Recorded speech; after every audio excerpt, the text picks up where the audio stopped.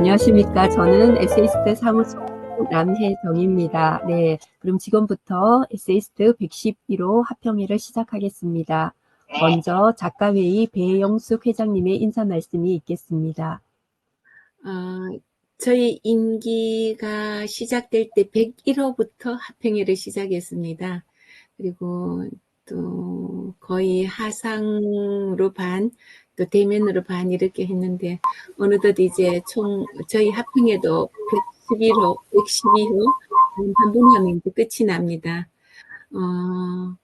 이렇게 격월간 합평회가 있는 덕분에 또 회장이라는 직함을 갖고 있는 덕분에 책을 조금 꼼꼼히 읽게 되더라고요. 그래서 작가들과 좀 소통도 하고 뭐 잘 읽었습니다. 어떠세요? 하고 인사도 나눌 수 있어서 참으로 좋았습니다. 오늘 강임순, 박초롱 또 조수일 선생님 세 분이 등단을 하셨는데 오늘 강임순 선생님 축하드리고 또 저희들 식구 되었음을 환영합니다. 그리고 뭐 두 분 선생님이 못 들어오셔서 그렇네요. 그리고 이제 문제 작가 송준전 선생님과 전 편집장이신 조성은 선생님 오늘 멋진 대담 또 기대하겠습니다. 또 이렇게 이경은 선생님 새로 돌아주셨고 임기순 선생님, 현정은 선생님, 우리 조정훈 선생님 또 연간집 막 끝내고 지금 아주 수줍은 듯하게 이렇게 앉아 계시네요. 조정훈 선생님 모습이 굉장히 지금 수줍은 듯한 모습이에요. 아마 이제 저 끝내서 그렇고 저희들은 이 합평회를 끝내고 11월 11일, 12일 있는 가을 세미나 준비를 또 이제 열심히 해야겠죠. 여기 계신 분들 모두 안동 가을 세미나 함께 할 수 있었으면 좋겠습니다. 예, 감사합니다. 네, 말씀 잘 들었습니다. 예, 다음은 신인상 수상 소감인데요. 아까 회장님께서 말씀하신 대로 111호 신인상 수상자는 세 분이신데요. 추억의 수레바퀴로 수상하신 박초롱 선생님과 또 브로콜리의 여자로 신인상을 수상하신 조소일 선생님께서는 참석지 못하셨습니다. 오늘 신인상 수상하신 그 감자로 심는 날로 신인상을 수상하신 강임순 선생님의 수상 소감을 듣도록 하겠습니다. 네, 감사합니다. 오늘 저 때문에 시간이 늦어져서 대단히 죄송합니다. 아닙니다. 저는 한 34년간 교직 생활을 하다가 퇴직한 후에는 면상을 하고 싶어서 저 시골에다가 너무 소중한 땅을 한 80년 샀습니다. 군데군데 밭을 일구어서 농사를 지었습니다. 그런데 제가 한 1년 전에 너무 열심히 일하다 보니까 가로로 인해서 뇌졸중이 왔습니다. 뇌졸중이 와가지고 그전에는 교사 생활을 한다고 늘 책과 씨름을 했었는데 농사에 재미를 붙여갖고 흙을 만진다고 책과 거리가 너무 멀어졌습니다. 그래서 뇌졸중이 갑자기 오는 바람에 처음에는 말이 어둔했는데 나중에는 편마비가 와서 왼쪽 발과 다리를 전부 못 쓰게 되었습니다. 말을 하고 싶어도 말이 안 나와서 말을 못하고 이랬습니다. 그래서 영 살 생각도 없고 원래 발달한 저였는데 갑자기 내 몸을 마음대로 못하니까 앞이 캄캄하고 살 맛이 안 났습니다. 그래서 주위의 모든 것을 정리해서 아이들에게 다 나누어주고 힘을 가고 했는데 아이고 내가 마지막 직거라도 한번 열심히 노력을 해보자. 그래서 내 스스로 화장실도 갈 수 있고 집회의로 기프가 조금이라도 움직일 수 있었습니다. 그래 정신을 차려보고 주위 친구를 찾으니 저가 가까이 지내던 친구나 진지들은 다 전시장 가버리고 나머지 두 친구는 아들 따라서 서울로 요양병원을 입원해가서 대화할 상대도 없고 자식들도 멀리 있으니까 진짜 살고 싶은 생각이 없었습니다. 그런데 내가 이러시면 안 되겠다. 마지막이라도 기록이라도 남겨야 되겠다. 그래서 수소문해서 경남대학교의 평생교육에 백남호 선생님의 수필교실을 찾아갔습니다. 그 선생님의 미래와 젊은 문우들을 만나다 보니까 1년 동안에 제가 많이 젊어지고 저를 아마 작가로 만들어주신 여러 선생님과 백남호 선생님이 그거가 참 많다고 봅니다. 어찌 생각하면 백남호 선생님이 너무 늙은 할매가 뭐 글 쓴다고 하니까 불쌍해서 그랬는지도 잘 모르겠습니다. 그런데 1년 지나고 올해 우리 어제 말고 아랫게 가을에 문학여행을 갔습니다. 갔는데 1년 전에 봄에 갔을 때보다 가을 문학여행 갔을 때 저는 정신적으로 10년은 더 젊어진 것 같아요. 몸도 작년에 봄기행 갔을 때는 정말로 여러 사람의 도움 없이는 한 걸음도 못 걸었는데 이번에는 그래도 조금 필셋하긴 했지만은 지평일 짓고 하루 종일 여행을 다 했습니다. 그거는 몸보다 사람이 정신력이 대단하다고 이런 생각이 들었습니다. 처음에는 교수님께서 빨리 글 써가지고 그 작가로 돼야 된다고 이렇게 말씀하실 때는 무슨 내가 작가가 되겠습니까? 내 실력에 이렇게 싶어서 대수롭지 않게 생각을 하고 작가가 된다면은 작품을 많이 써서 책이라도 내야 되는데 이런 실력을 갖고 그냥 그만 애사를 듣고 늘 한쪽에 듣고 한쪽에 흘렸습니다. 그런데 우연히 저러고 작가로 이렇게 승진시켜 주시니까 또 욕심이 생깁니다. 작가로만 있어서는 되지 않겠다. 내 나름대로 열심히 글을 좀 써서 내 이름으로 된 책을 하나 내고 싶다. 이런 생각이 들었습니다. 그래서 전에는 한 번 읽으면 이해가 잘 되던 것을 지금은 10번, 20번 읽어야 이해가 되고 쓰고 싶은 말이 있어도 말을 찾아내지 못해서 그대로 찾아낼 수가 없었습니다. 그러나 최선을 다해서 열심히 노력해서 제가 이 세상 있는 동안에는 저 이름으로 책을 한번 내고 싶습니다. 새롭고 깔끔하고 좋은 소리는 못 찾아도 내 주위에서 누가 일어나는 소리로 삼아서 옛날 추억을 실타래처럼 풀어가지고 열심히 써보겠습니다. 그래서 책을 꼭 내고 싶습니다. 여러 선생님의 도움이 필요합니다. 감사합니다. 네, 감사합니다. 네, 아유, 네. 저희가 들어도 감동적이고 울컥하네요. 예, 꼭 책 내실 수 있으실 거예요. 한 편 한 편 주변에서 일어나는 일들 기록하시다 보면 어느새 아마 한 권의 책을 완성하실 수 있지 않을까. 저희들 모두 응원하겠습니다. 감사합니다. 네. 네. 다음은 신간 발표 소감인데요. 이번에 신간 발표하신 작가는 두 분이신데요. 두 분 다 오늘 아쉽게도 사정상 참석하지 못하셨어요. 김덕남 선생님께서 아직도 젊은데요라는 책을 출간하셨고요.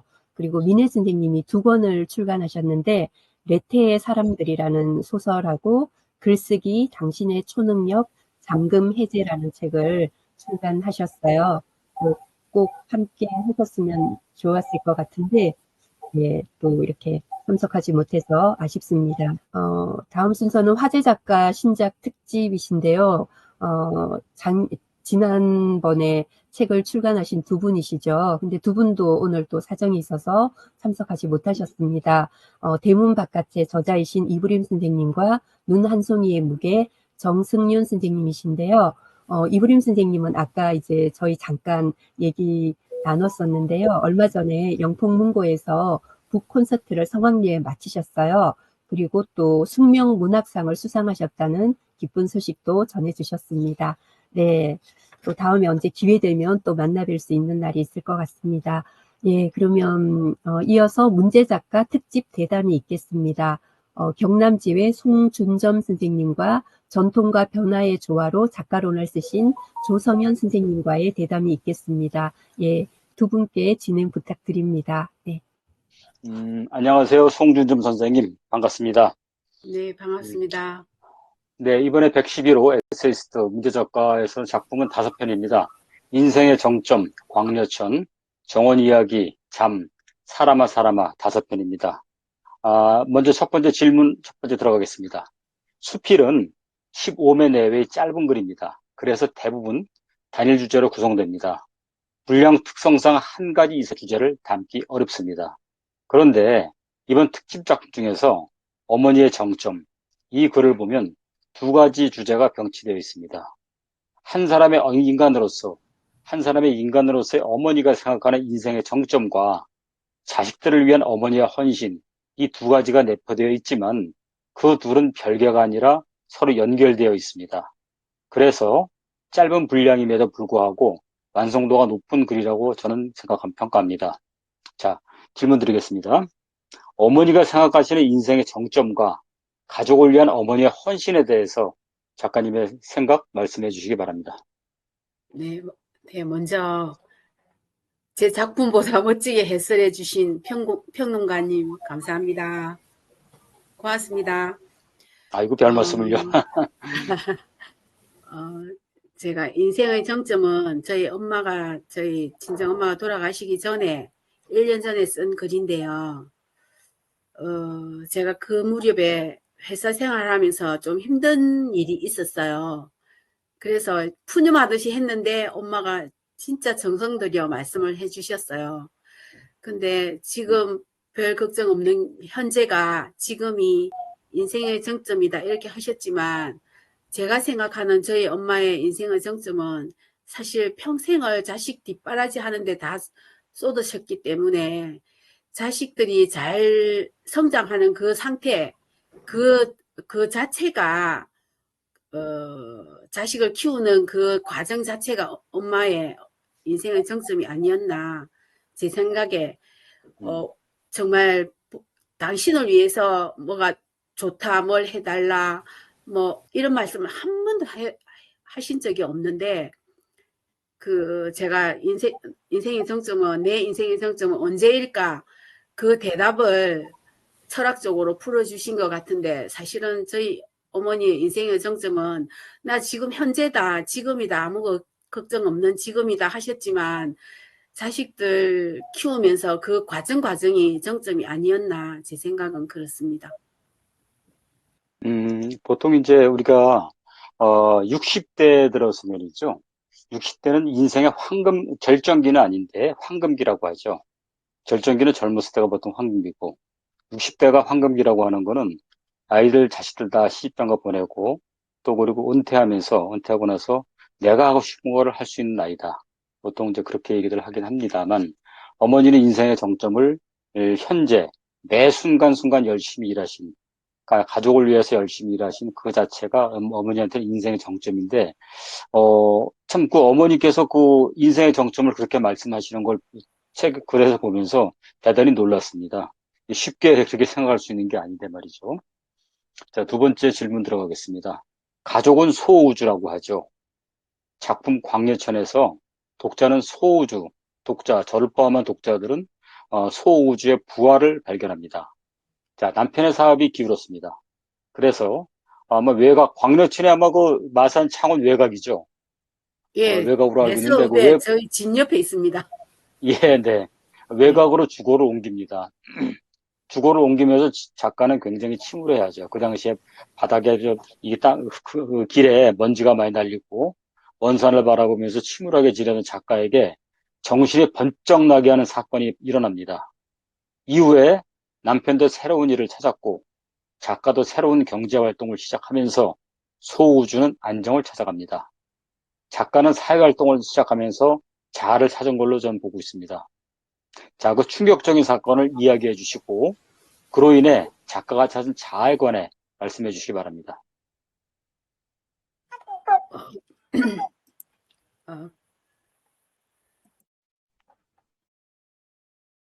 저는 사실 이제 결혼 전에는 반갑습니다. 발행인님 반갑습니다. 저는 결혼 전에는 빚을 져본 적이 없었습니다. 제가 결혼을 할 무렵에 나는 앞으로 결혼하면 전업주부로 살 것이며 일도 하지 않을 것이다. 어떤 남편에 대한 믿음이 있어서 시작을 했는데 사실 살다 보니 그렇지 않더라고요.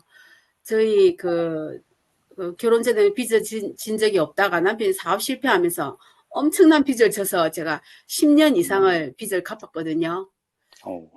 빚을 갚다가 보니까 이 진짜 자존감이 바닥을 치더라고요.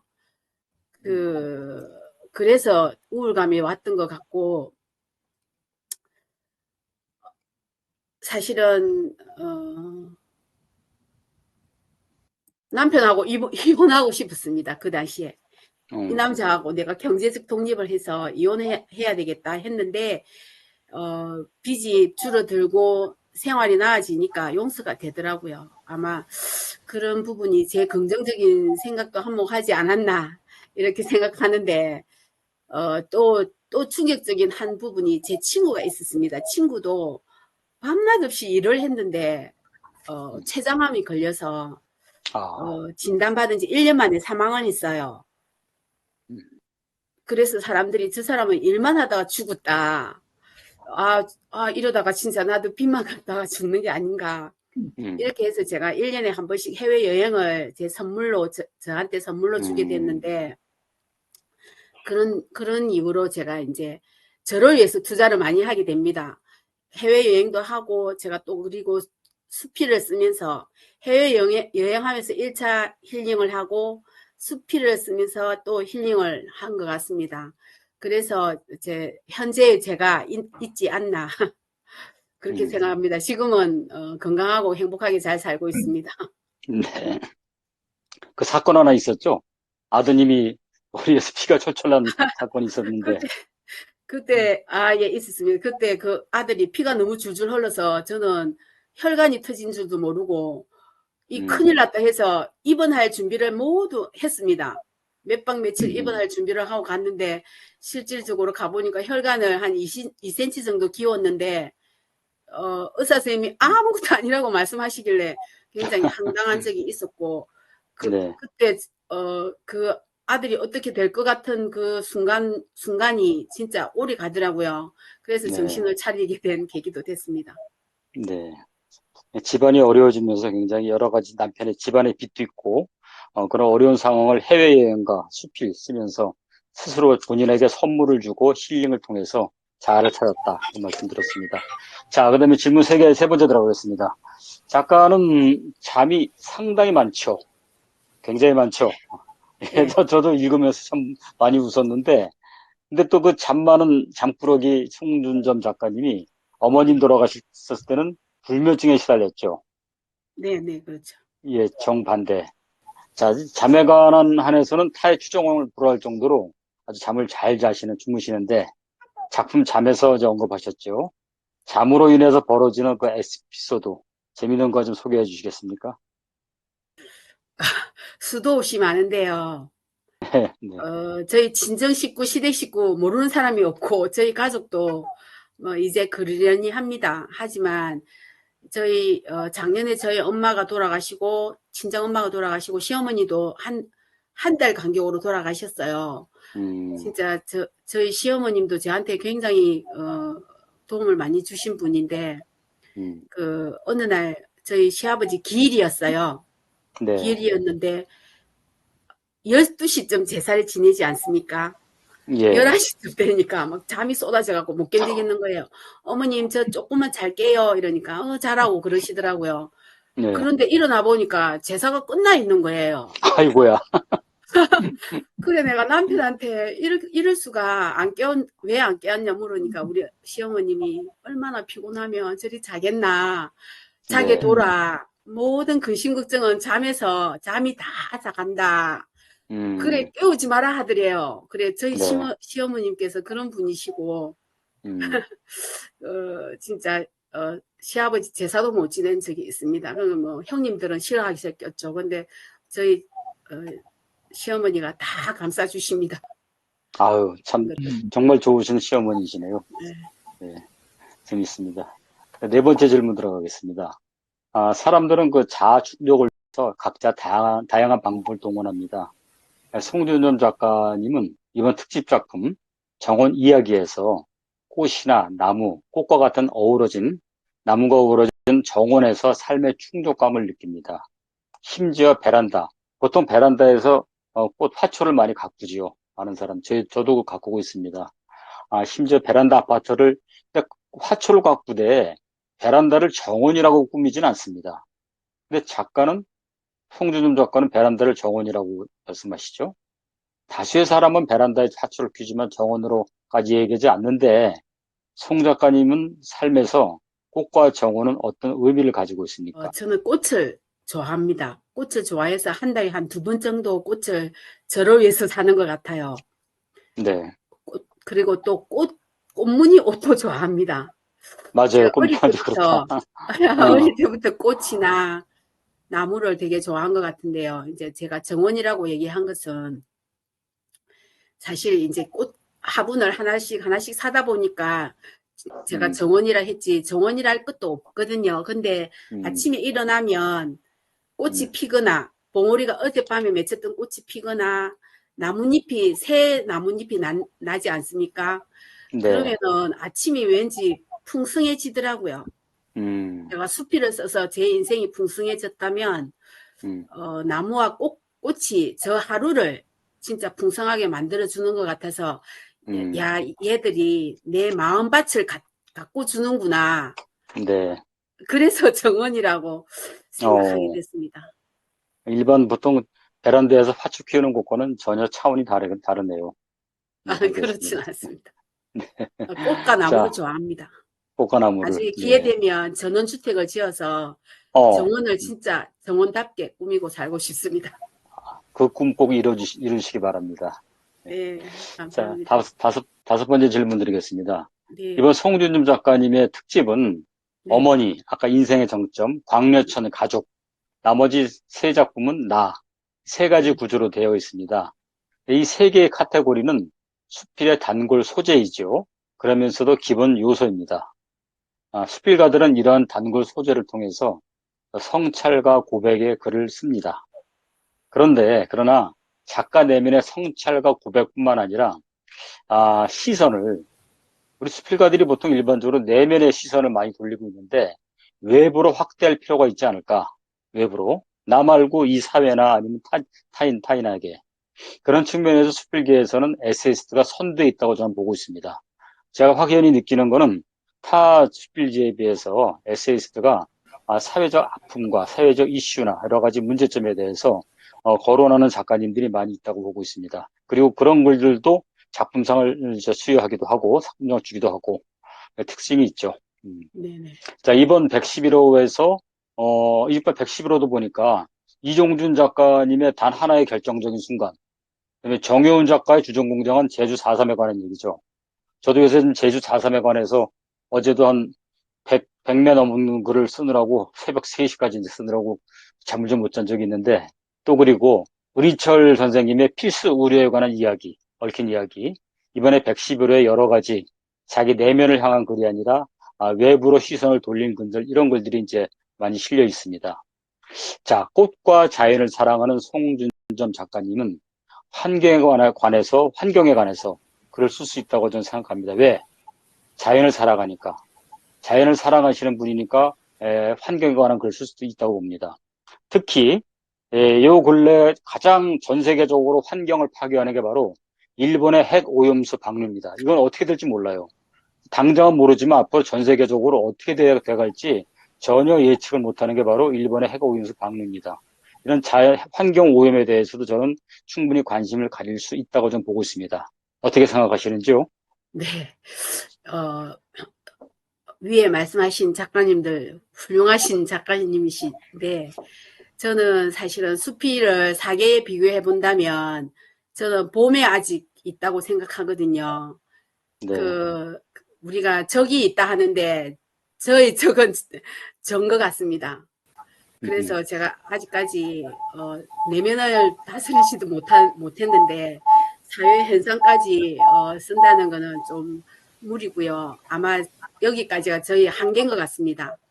이 한계를 뛰어넘어서 환경뿐 아니라 사회적인 현상까지 수필로 성화시킬 수 있도록 더욱 노력하겠습니다. 네.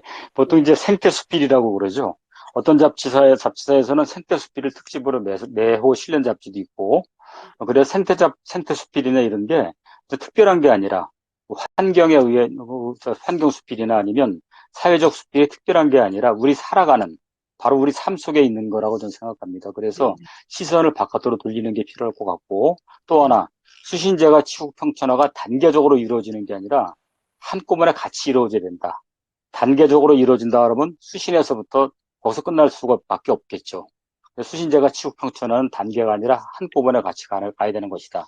그래서 아까 내면뿐만 아니라 외면도 같이 해주시기를 한번 시선을 확대시켜 보시기를 네, 부탁드리겠습니다. 알겠습니다. 네, 마지막 질문입니다. 송준점 작가님에게 수필이란 무엇입니까? 그 이유는 무엇인지요? 말씀해 주십시오. 제가 이제 되게 힘들 때, 네, 수필을 접하게 됐는데요. 네, 그 수필이 저를 진짜 많이 위안을 많이 해줬거든요. 위로를 많이 해줬는데, 네, 앞으로도 그 과거의 나, 현재의 나뿐 아니라 미래의 나까지도 위로해 줄 거라고 저는 의심치 않습니다. 네, 제 삶을 전반적으로 훑어볼 때, 네, 그 수필이 나를 다듬는데, 나를 위로해 주는데 정말 중요한 장르가 아닌가 저는 그렇게 생각하고요. 또 네, 무엇보다 이 문학으로 맺어진 인연들이 굉장히 또 제 삶을 풍요롭게 해주더라고요. 지금 네, 여기 계신 훌륭하신 선생님도 저한테 많은 영향을 주시고 또 저희 경남 지역의 작가님들도 진짜 저를 되돌아보게 하시는 분들이 많으시더라고요. 네, 그래서 그런 부분들이 제 삶에 이제 없어서는 안 될 부분인 것 같습니다. 네, 그리고 네, 수필은 제가 뭐 소설도 써봐야 되겠다 생각했지만 수필은 네, 곧 나 자신이 아닌가. 수필은 나하고 같이 성장해가는 것이 아닌가. 그렇게 생각합니다. 곧 참 저라고 중요한 생각. 말씀입니다.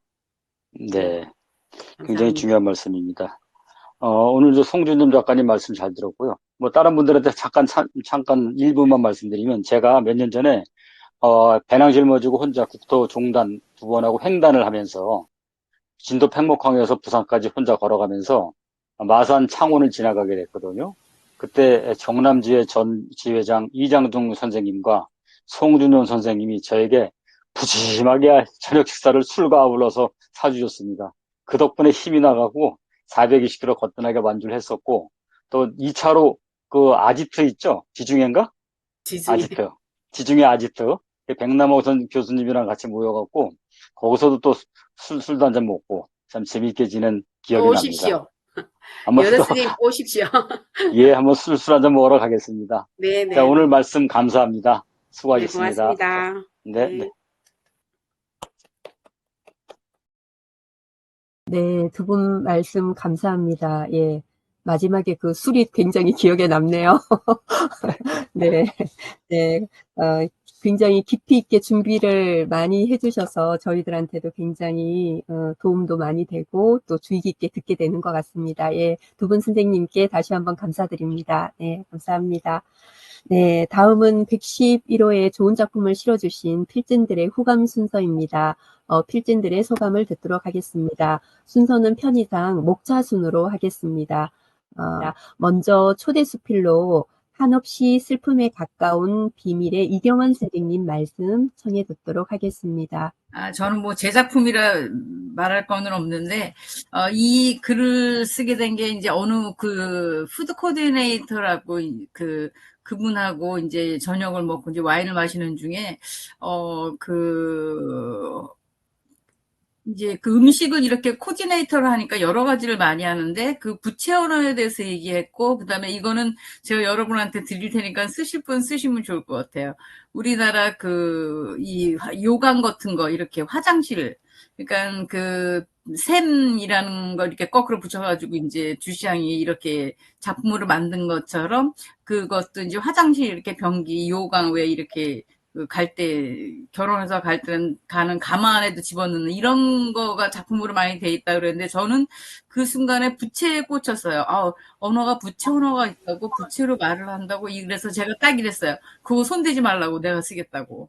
제가 점 찍었다고 침 묻혔으니까 하지 말라고 그러고 집에 와가지고 그래도 그 사이에 쓸까봐 얼른 썼어요, 제가. 그래서 이제 그래서 맨 처음에 이제 이 제목이 한없이 슬픔에 가까운 비밀인데 저는 이 작품을 쓰다가 보니까 처음에는 그 부채 언어라는 소재 때문에 이제 혹해가지고 쓰기 시작했고 이제 자료를 다 찾다 보니까 그 부채로 말한다는 게 여성들이 요즘처럼 자기 의견을 어떻게 보면 남성보다 더 자유롭고 직접적으로 얘기를 하고 표현을 하는 시대였다면 과연 이 부채 언어라는 게 있었을까 그런 생각이 들면서 또 하는 사람은 했겠지만 그게 시대적인 상황에서 그게 하지 못하기 때문에 이렇게 부채에다 자기를 나타내고 이런 것이 저는 같은 여성으로서 이렇게 약간 슬픔이 느껴졌어요. 그래서 처음에는 호기심이 넘쳐가지고 그 부채 언어라는 것 때문에 보다 보니까 그런 생각이 들어서 제목을, 한없이 슬픔에 가까운 비밀이라는 다니자키 주니르정가 한없이 투명에 가까운 뭐 그런 제목인데 그 제목을 좀 차용을 해가지고 한없이 슬픔에 가까운 비밀이다.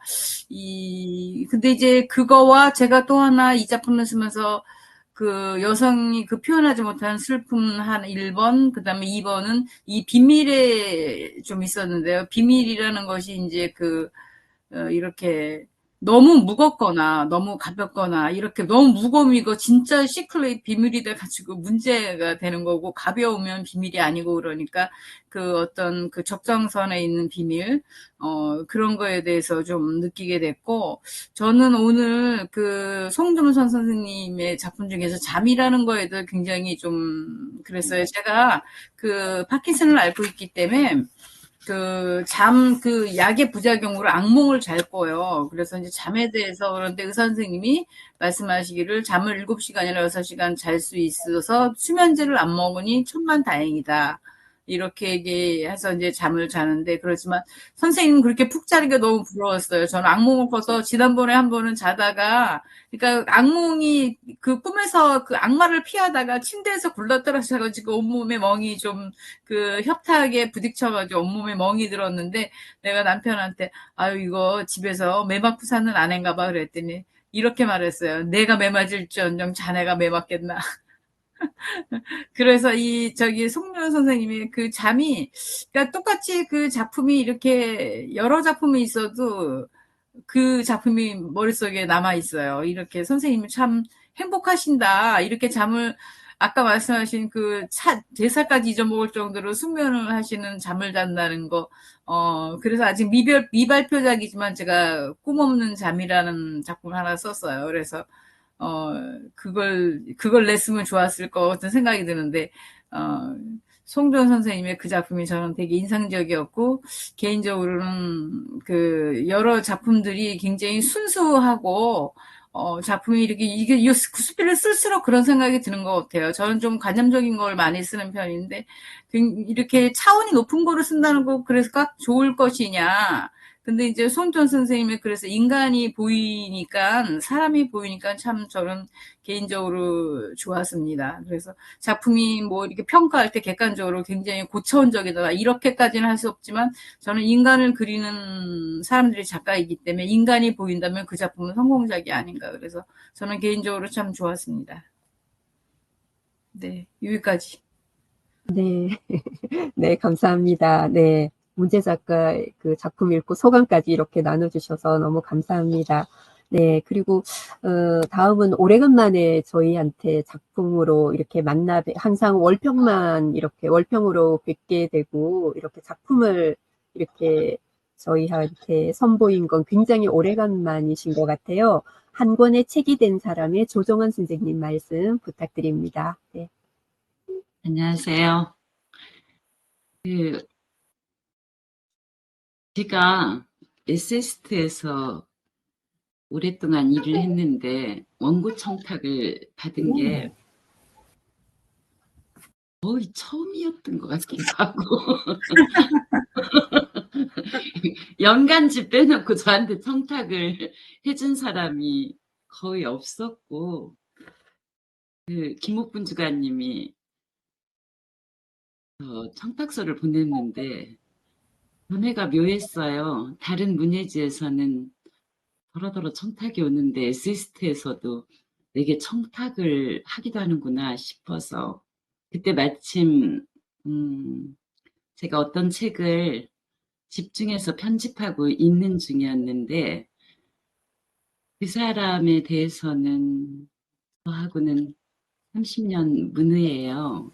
그리고 그 사람이 이미 책을 낸 적이 있는데 제가 간간히 우리 에세이스트 김종환 쌤 수업에도 한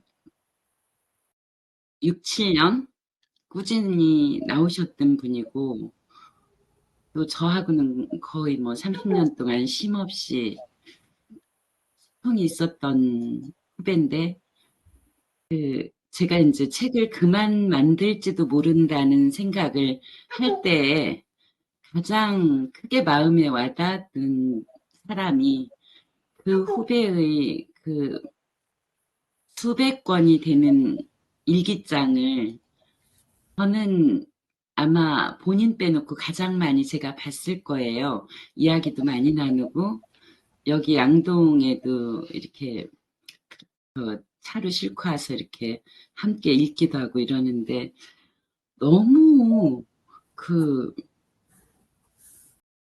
여기 청탁을 받고 너무 성의 없이 짧게 파편화시켜서 썼다는 미안함이 훨씬 커요. 그걸 작품이라고 할 수는 없고 앞으로 써야 할 글의 메모 정도? 그래서 죄송합니다. 감사합니다. 네, 감사합니다. 네, 겸손의 말씀이신 것 같습니다. 네, 다음은 마레시의 현종원 선생님 말씀 부탁드립니다. 저는 굉장히 하찮고 개인적이고 시시하고 막 사소한 거 써요. 그래가지고 사실은 지지난 후에 청탁을 받아서 냈는데 한 호 거르고 또 청탁을 하신 거예요. 그래서 실은 이거 혹시 착오가 있지 않으셨나 하고 말씀을 드릴까 하다가 아유 제가 한마디 더 하면 복잡하게 생각하실까봐 그냥 썼는데 너무 조정원 선생님과 반대로 너무나 시시하고 하찮은 거를 엄청 길게 썼습니다. 그래서 조정원 선생님과는 또 다른 면으로 죄송하고요. 어쨌든 그냥 제 얘기를 쓴 거라 또 글 얘기처럼 너무 부끄러워서 여기서 그치겠습니다. 감사합니다. 네, 감사합니다. 네, 다음은 그 남자의 절하기에 임길순 선생님 말씀 듣도록 하겠습니다. 안녕하세요. 네. 저도 그냥 필진이라 가만히 앉아서 선생님들이 하시는 말씀 즐겁게 들으면 될 줄 알고 아무런 준비도 해오지 못했습니다. 그런데 아까 조금 전에 조성현 선생님이랑 송준점 선생님 두 분이 나누시는 대담 듣고 송준점 선생님이 하시는 말씀 중에 수필은 나다라는 그 표현에 정말로 100% 공감하고요. 글을 쓰면서 수필을 쓰면서 참 어려운 게 이 송준점 선생님이 하신 말씀대로 이게 수필이 나이기 때문에 정말로 쓰기가 너무 어려운 것 갈수록 미궁에 빠지는 것 같아서 요즘 나름대로 고민을 좀 많이 하고 있습니다. 네, 이상으로 마치겠습니다. 네. 네, 네, 감사합니다. 아마 다들 같은 고민인 것 같아요. 쓰면 쓸수록 점점 더 어려워지는 게 또 수필이 아닌가라는 생각이 듭니다. 네, 그럼 마지막으로 파독 간호사의 최미자 선생님 말씀 듣도록 하겠습니다. 네, 최미자입니다. 파독 간호사에 대해서 썼습니다.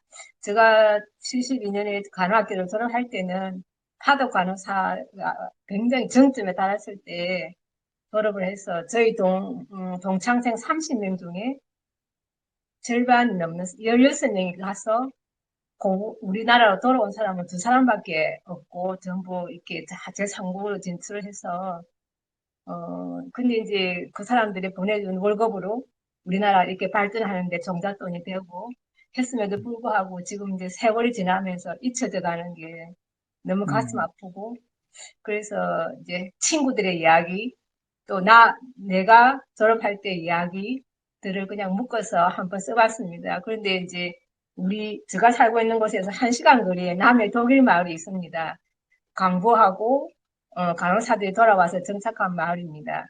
거기에 대해서 한 번 더 파독 간호사인 친구들을 잊지 않고 또 세상에 한 번 더 남기고 싶었어요. 저는 남해 독일 마을에 대해서 한번 다시 지금 글을 한 편 쓰고 있는 중입니다. 이상입니다. 네. 네, 감사합니다. 네. 그러면 그 월평에 대해서도 조정은 선생님 잠깐만 좀 나눠주실 수 있을까요? 이번 월평이 기왕이면 더 믿으며 사랑하며 소명하며라는 월평을 쓰셨는데 월평에 대해서 잠깐 말씀 나눠주시겠어요? 네. 제가 월평을 써놓긴 써놓는데 늘 미흡한 것 같아서 죄송하고 쓰고 나면 놓친 사람들이 또 더 아쉬워요. 매번 그래요. 그 월평 얘기 안 하고 강임순 선생님 얘기하면 안 될까요? 네네, 좋습니다. 강임순 선생님 안동에서 봬요. 제가 선생님 손잡고 걸을게요. 아까 말씀이 너무나 감동적이고 소감 자체가 또 수필 입문의 과정 자체가 그대로 명수필이었습니다. 저는 이런 맛에 수필을 떠나지 않고 계속 하는 것 같아요. 이렇게 사람을 만나는 거. 송중전 선생님 아픔의 이야기들이 슬프기보단 너무나 따뜻하게 심장을 데워주는 것 같아요. 참 고맙습니다. 여기까지. 네. 네, 감사합니다. 네. 네. 제가 정순인 선생님에 대한 평을 이렇게 좀 쓴 게 있었어요. 그래서 안 하고 넘어가니까 좀 서운해서 제가 선생님에 대해서 작가론을 잠깐 쓴 게 있거든요. 그래서 잠깐 읽어봐도 될까요? 제가 앞에 각설하고 정승윤의 눈 한 송이 무게를 읽고 이런 작가가 있습니다. 그의 곁에는 고양이가 있습니다. 그 고양이를 무서워하는 그녀는 어쩔까 하는 마음으로 스쳐 지나갑니다. 이게 그 선생님의 작품을 가지고 쓴 거예요. 그의 깊은 잠 속에는 산철쭉만 피어있고 세컨 왈츠에서도 슬픔을 느끼는 남자입니다. 거친 바위돌 틈새로 들락거리는 파도에서도 삶과 죽음을 읽어내고 태초의 우주가 혼돈, 카오스였음을 들춥니다. 제주의 곧저알과 등고달이 잘 어울리는 작가라는 드뭅니다. 햇빛과 달빛을 얼굴 양쪽에 묻혀다니면서도 낮과 밤도 가슴에 안습니다. 결국 사라진 눈물과 골목길, 물의 길이 마음의 길까지 이어집니다. 슬픔이 양 어깨에 얹혀져 외롭습니다. 사막에는 물이 없는데 길이 없다는데 내 발자국만 길처럼 보이는데 지워질 거라는 예감만 불안처럼 다가옵니다. 스스로 외로워지는 운둔형 외톨이고 벌레도 달빛도 들여놓고 바람도 구름도 친구 삼아 지냅니다. 150평 시골집은 그의 성이고 그의 영터이며 아내를 사랑합니다. 따로 쓰는 침대에 거리는 부부 사이의 미학적 거리입니다. 뜰 안의 모든 존재들을 사랑하는 존재입니다. 흰 코끼리와 피아노, 더 큰 흰 코끼리와 책들 언제나 반쯤만 열리는 문은 그의 마음의 문일지도 모릅니다. 잣땀의 뜨거운 눈물, 물컹거리는 떠돌이 모자, 무인도 백사장엔 도무지 어울리지 않는 가죽 신발, 사색의 나무 의자, 아이와 한 순례자의 독한 고통, 눈 한 송이 무게의 영혼의 낙하, 그림자 정원의 방가 붉은 거북이, 100년쯤 엎드려 있는 붉은 거북이에서 참 수행의 본질을 봅니다. 자연이 받아들이고 다독이고 덮어줄 때까지 살겠다 하여 다행입니다. 삶과 죽음을 진지하게 생각하기 어려운 시대에 그의 곁에 두고 시종 바라보는 작가 정순윤이 참 좋습니다. 이렇게 썼는데 중간에 반은 제가 생략을 했어요. 그랬는데 아까 그냥 지나가길래 제가 굉장히 정순윤 작가를 뭐 교수는 후배지만 굉장히 작품이 좋기 때문에 그냥 넘어가는데 너무 섭섭해서 잠깐 읽어봤습니다. 네, 네, 좋습니다. 나눠주셔서 감사합니다. 네. 네, 고맙습니다. 네, 그럼 마지막으로 발행인 김종환 선생님의 총평을 듣도록 하겠습니다. 선생님들 안녕하세요. 네. 제가 좀 늦게 왔어요. 오늘 제가 서울에서 오늘 좀 수업이 있어가지고 수업에서 수업을 한 두 파트 하고 나니까 이렇게 늦어져서 저는 한 8시 반이어서 어떻게 하면은 됐는데 차 하나를 놓치니까 이게 늦어졌네요. 오늘 근데 와서 들어보니까 아주 우리 이 하평에서는 못 만난 선생님들이 많이 들어오셨네요.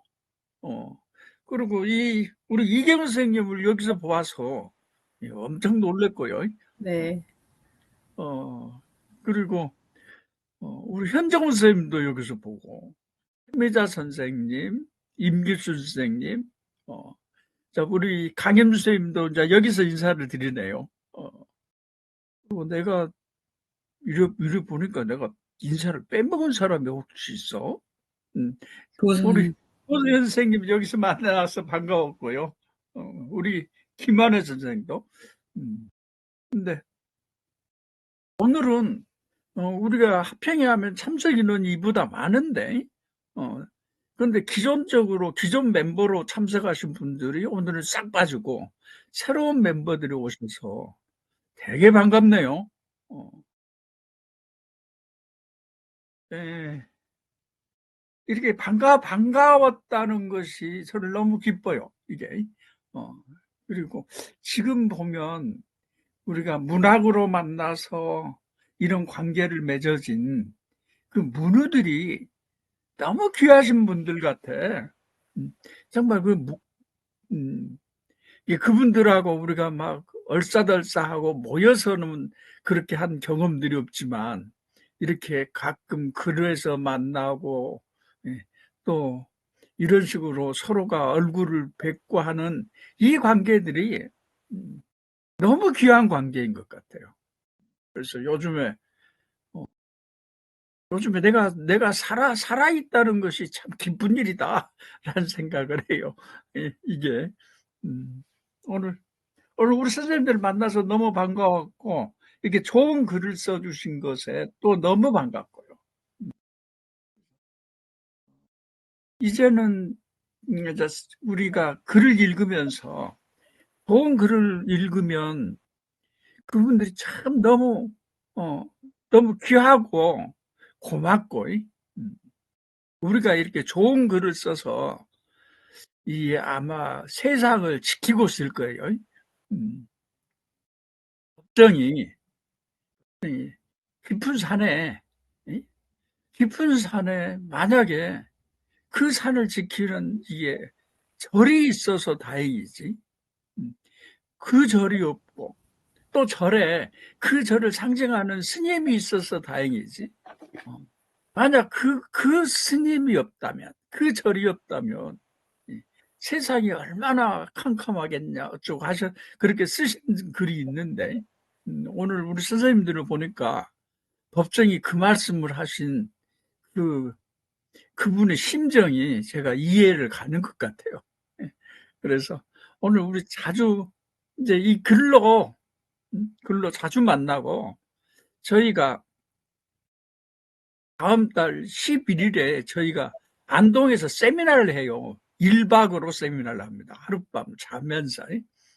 그래서 우리 이사님들 아니어도 다른 분들도 우리가 이렇게 초대도 하고 그래요. 그래서 이분들이 함께 다 오셔가지고 하룻밤을 자면서 많은 이야기를 했으면 하는 간절함이 있습니다. 예, 선생님들 아주 오늘 반가웠습니다. 네, 감사합니다. 네. 오늘 저희가 아까 그 발행님께서도 말씀하신 것처럼 저희가 평소 합평회보다 인원이 지금 반 정도밖에 참석을 못 하신 것 같아요. 예, 저희가 또 세미나를 앞두고 있어서 저희가 이렇게 좀 준비하는데도 조금 미흡한 부분도 있었던 것 같고, 그래서 일단 죄송한 말씀 드리고요. 그래도 또 인원이 이렇게 적다 보니까 서로 오히려 얼굴 익히고 또 한 분 한 분 말씀을 좀 더 주의 깊게 들을 수 있어서 굉장히 뜻깊고 좋은 시간이었던 것 같아요. 특히 문제 작가 대담이 저는 개인적으로 굉장히 마음에 많이 남아 있는데요. 예, 아마 다른 선생님들도 모두 같은 마음이셨을 것 같아요.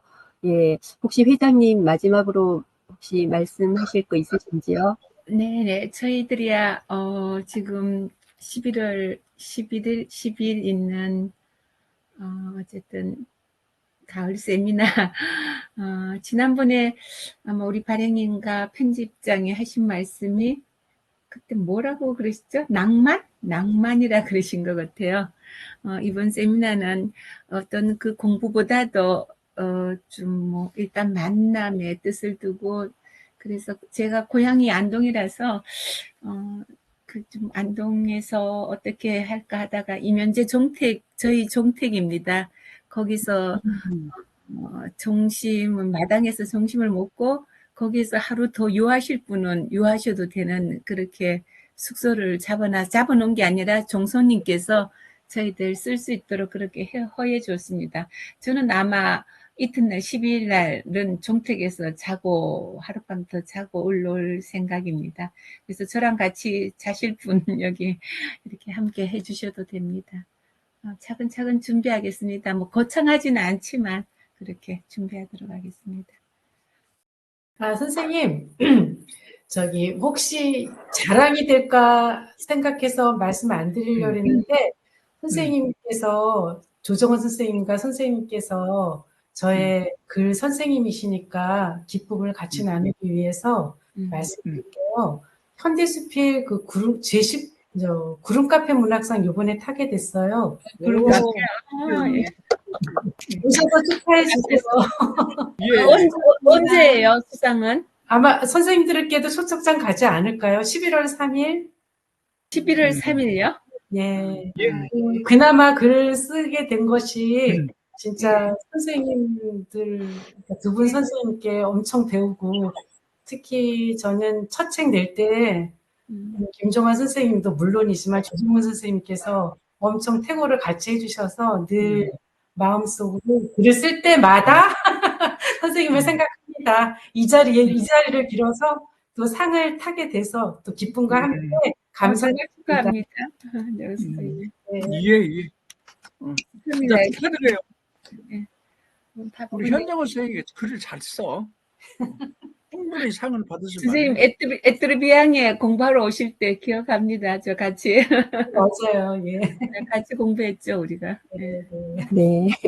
네, 저희가 계속 더 많은 얘기 나누었으면 좋겠는데, 그래도 또 다들 일이 있으시니까, 어쨌든 바쁜 시간 내주셔서 이렇게 함께 해주셔서 너무나 감사드리고요. 네, 아까 회장님도 말씀하시고, 우리 발행님께서도 말씀하시고, 모두 말씀하셨지만, 저희 가을 세미나에서 모두 뵐 수 있으면 너무나 좋겠습니다. 예, 그럼 이상으로 111호 합평회를 다 함께 박수로 마치겠습니다. 네, 감사합니다. 수고하셨습니다. 네. 감사합니다. 네. 수고하셨습니다. 나가실 분 나가셔도 되고요. 얘기하실 분 또 얘기 더 나누셔도 돼요. 예, 수고하셨습니다. 수고하셨습니다. 네, 감사합니다. 감사합니다.